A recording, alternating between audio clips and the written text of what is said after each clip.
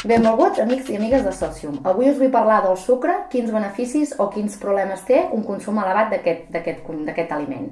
Tenir clar que avui en dia hi ha molts estudis enfocats en un elevat consum de sucre i patologies associades, com poden ser hipertensió i entre d'altres. Hem de tenir clar que un consum elevat de sucre també és un consum elevat de calories i per tant també ens pot acabar produint una obesitat.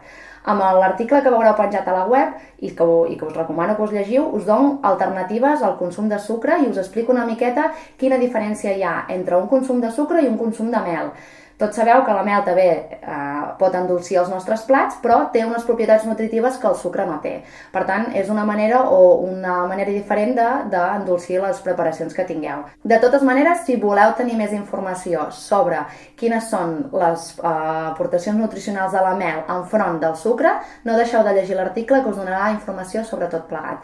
Moltes gràcies i us espero la propera setmana amb el nou article. Que vagi bé! Adeu!